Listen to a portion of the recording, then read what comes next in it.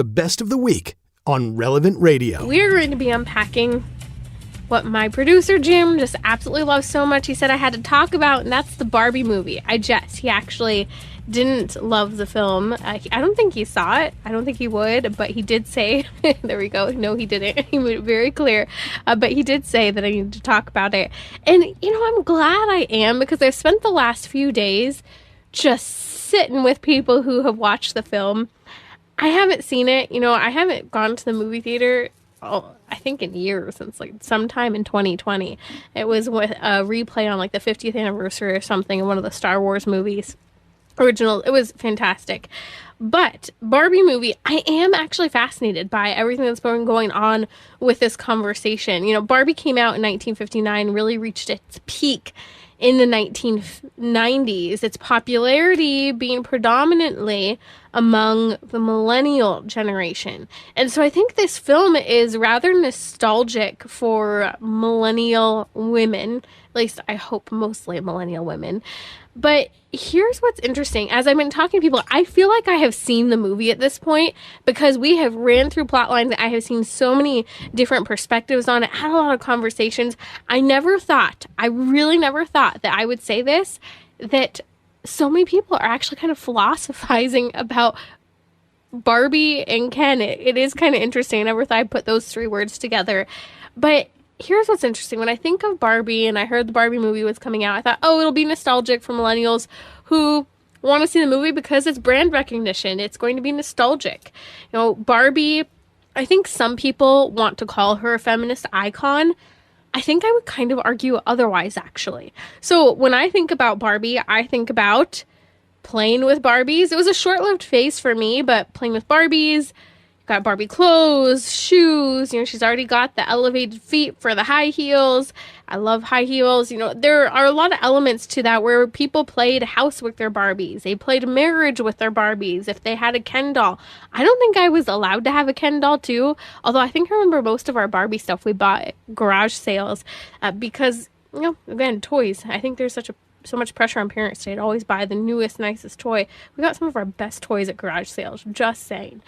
And so when I think about Barbie, I think about that idea of playing house, which often led to playing marriage. But what I think of Barbie more so as is intriguing the imagination for the area of clothes, fashion.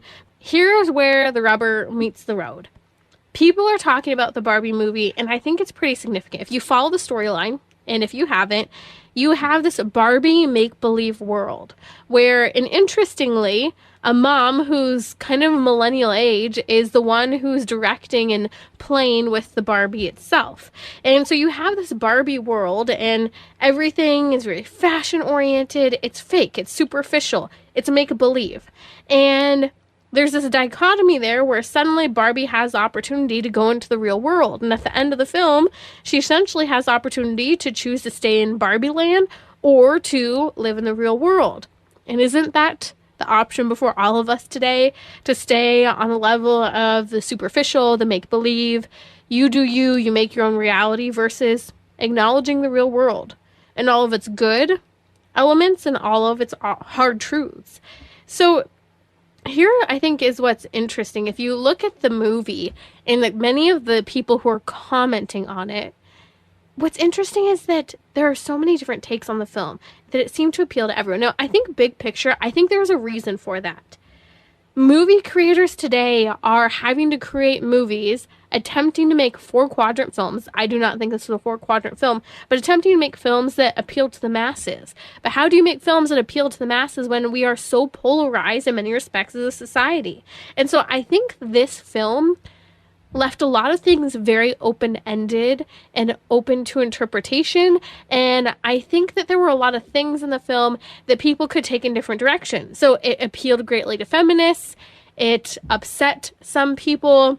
But I think there was intentional ambiguity in the film from a lot of the scenes I am hearing about, and especially the ending scene in the film, which we'll get to in a minute. But here are some interesting elements. Part of what I think is interesting is some people might say, it was all about, you taking charge of your life, you do you, all about self-exploration and getting to know yourself. And part of the conversation in the Barbie movie is surrounding the whole dynamic between Ken and Barbie. And it's interesting because there are a lot of elements there. I mean, even just randomly on a side note, it's kind of funny. People keep talking about how patriarchy was brought up like 12 different times in the movie without any real clear purpose. And it's almost as if it's just used as a buzzword or a word that people use when they're hurt, which I think is very true. But here's what's interesting about Ken. It seems to be a lot of people are talking, especially women, about how you want an Alan, not a Ken. So Alan is one of those dolls, the only other male doll that was released by the Barbie franchise, I believe. And he didn't take off as significantly as Ken did. But what's interesting is in the portrayal between Ken and Alan, a lot of women are out here saying, you want an Alan, not a Ken.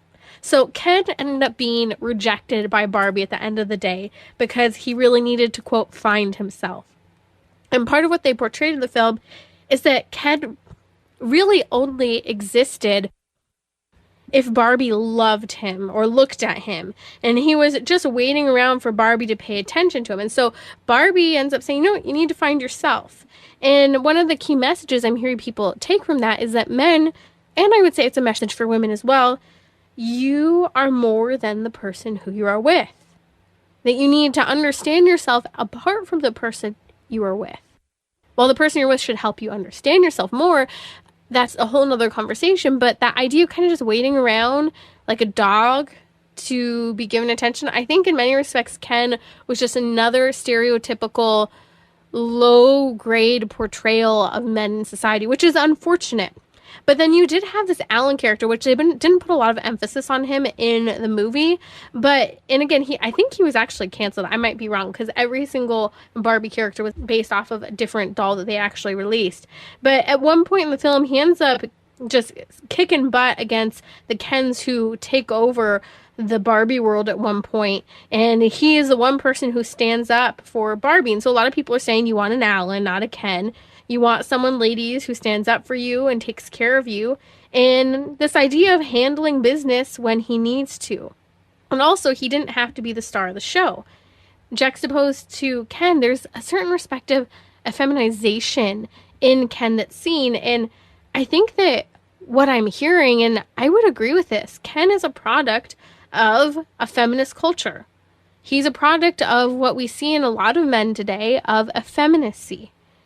And I think he's portraying how many men have lost themselves because they're so busy not being busy, being defined according to what the world is saying. It just doesn't matter. You're irrelevant. So I think that's one of the interesting story plot lines. But I want to come back to this whole idea of nothing being implicit in the movie and everything kind of being ambiguous. I've heard a lot of people comment that it was just kind of random, even in terms of what would come next in the film. And I think part of that is because the creators wanted you to place your own interpretation on it so that it could appeal to everyone. Although it had this theme of you do you and make your own path, it at the same time appealed to the times we live in. It appealed to the hardcore feminists. It appealed to the breakdown in relationships and the guy who's kind of just waiting around and women taking their own paths. I think it appealed to people who like to yell about problems with the patriarchy, but at the same time, at the end of the day, there were these elements of motherhood that we all have to agree as millennials who played with Barbie dolls. It was all about clothes, fashion, plain house, marriage, that make-believe family. It was just an older version of the baby doll. A lot of what we did when we played with Barbies was imagine and pretend about what we would like our lives to look like as women. And most young girls during the 1990s still wanted to have a family, still wanted to have babies. And so what's interesting is that I think the film appeals to that in many respects. Women still want babies. Maybe they mourn the loss of babies. Part of the ending of the film was Barbie going to visit the OBGYN. No explanation, no reason as to why, what she was doing there. And a lot of people are literally scratching their head going, why did Barbie go to visit the OBGYN? I heard one ridiculous claim, and I do think it's ridiculous. I think a positive marriage and family approach, one person said, well, she was going because maybe she's pregnant. And she wants to start a family and that's the next step. Well, she wasn't dating anyone. Someone said, well, maybe she was going for an abortion. Well, she could have, but OBGYNs I don't even think 9 out of 10 OBGYNs perform abortion, so you couldn't really read between the lines on that. My guess is more likely birth control and how people view birth control as a necessary path forward. It's interesting, the director Greta Gerwig actually commented when people keep asking, because everyone's confused about the ending of the film and Barbie visiting the OBGYN, why? And the director Greta Gerwig actually said it was a rite of passage for women and that's why it was put in the film. But what does that mean? Well, it's not just a rite of passage. Not everyone goes and visits the OBGYN for no reason. Birth control is really usually at the heart of that. And so with this underlying tone of make your own path, you do you, without saying, hey, use birth control, that's what's necessary to make it happen, I think they were kind of implying that, but were maybe too scared to say that, as the creators tried to appeal to everyone. So at the end of the day, here's part of my take. I think we need to know ourselves. And I think that's important. And I think that's part of why it was good to see that breakdown between Barbie and Ken not ending up together and her really saying, hey, you need to get to know yourself apart from me. And that's true. We need to know ourselves in order to give ourselves. But it's also good to say no to a man who's just waiting around if you're a lady and there's no substance to him. He's just waiting around for you. There's a difference to wait on you and honor you versus just waiting for you to make his whole world be everything, or for you to motivate him to do something. So those are my thoughts on the Barbie movie. I'd love to hear yours. You're listening to Trending with Timmerie here on Relevant Radio.